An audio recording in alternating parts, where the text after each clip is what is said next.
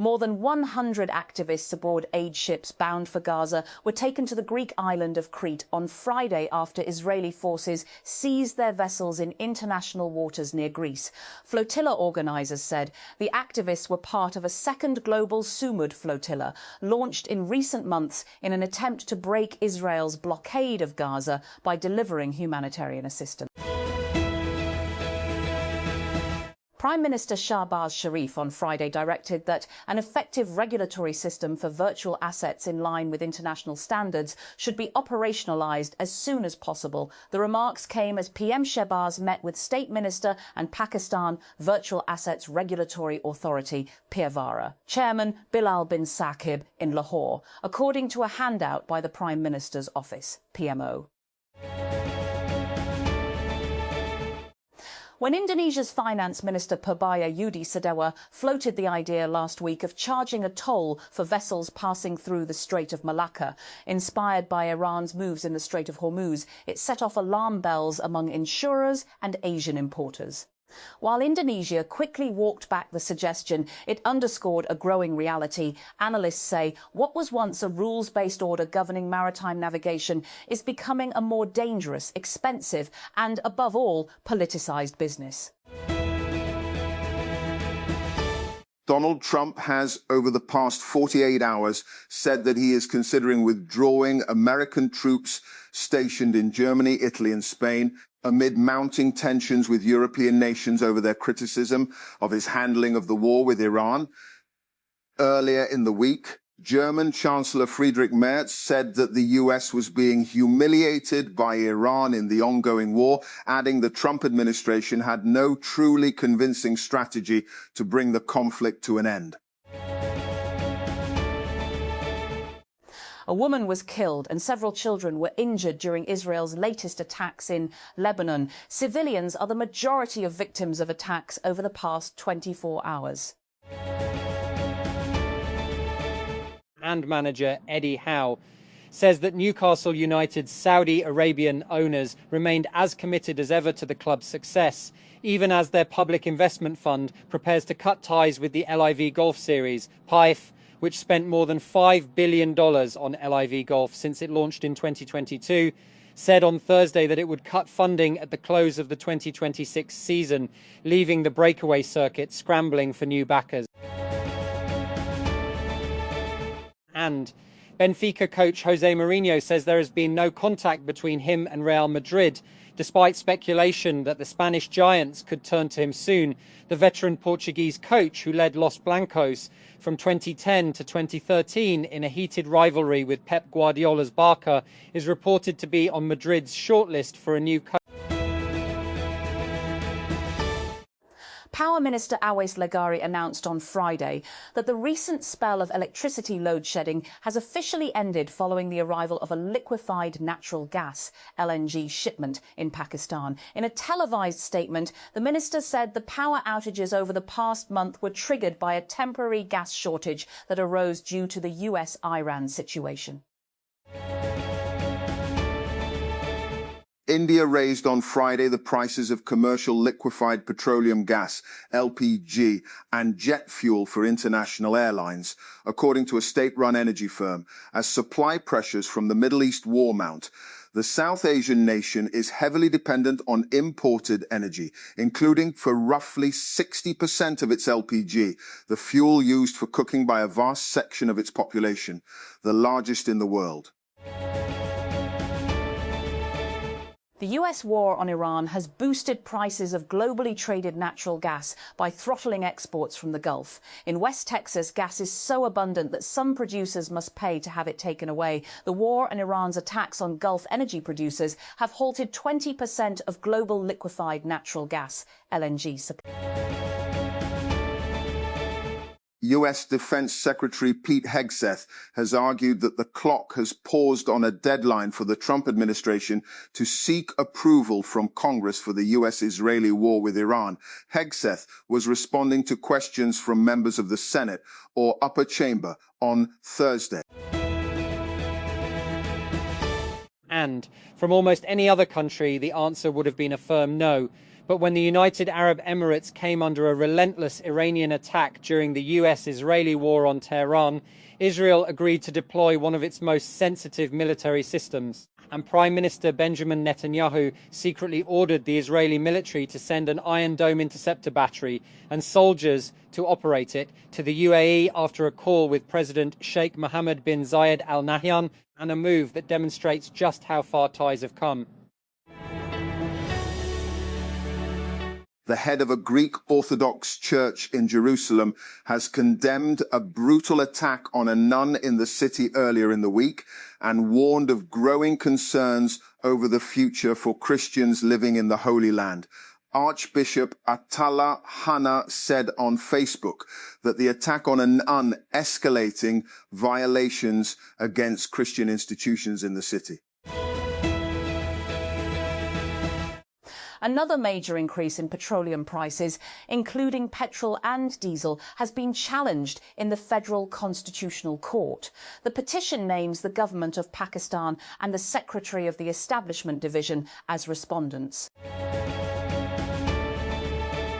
Researchers have developed a solar-powered approach that can convert plastic waste into fuel similar to petrol and other chemicals. This is a completely new way to curb plastic pollution by converting it into clean energy. The study was led by University of Adelaide PhD researcher Xiao Lu. The team followed a process that uses sunlight to transform discarded plastics into hydrogen, syngas and other valuable chemical products.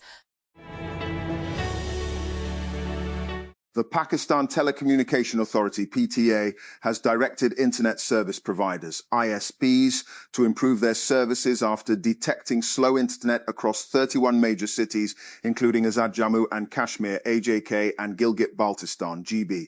PTA made these remarks in its Quality of Service QoS assessment of fixed-line broadband networks for Q1 2026. Italy has raised the financial proof requirement for international students applying for a study visa for university enrollment to $10,179.85 per year, according to the latest official procedures published on the Universitali portal. The updated requirement applies to international students seeking a study visa for university enrollment, also known as a National Type D visa, for higher education courses in Italy. Pakistan recorded a second consecutive month of improving security indicators in April 2026, with militant attacks and related casualties declining markedly, according to a report released by the Pakistan Institute for Conflict and Security, PCSS. The Islamabad-based think tank documented 85 verified militant attacks in April, down from 146 in March, a 42% decrease. As per the data, fatalities resulting from militant attacks fell from 106 in March to 60 in April, continuing a downward trend that began the previous month, when overall combat-related deaths dropped by 35%. Islamabad, a private citizen has approached the Federal Constitution Court, FCC, seeking relief against the recent increase in petrol and diesel prices. It emerged on Friday. The government on Thursday raised petrol and diesel prices while simultaneously extending fuel subsidies for motorcyclists and the transport sector, seeking to cushion the impact of rising global oil costs on vulnerable consumers. More than 160 activists on board aid ships forming a flotilla bound for Gaza have been taken to the Greek island of Crete after Israeli forces seized their vessels in international waters near Greece earlier this week. Freedom Flotilla organizers have said the organizers told the Reuters news agency on Friday that 168 members of the flotilla crew had been taken to Crete, while 2 activists remained with Israeli authorities. And after being harried by complaints that its search function needed improving, Reddit has in the last few years invested in its search engine and has even added AI features to help its users find what they're looking for. And it appears that investment is finally paying off. The company has seen a 30% year-on-year jump in the number of people using search every week, CEO Steve Huffman said on Thursday. and.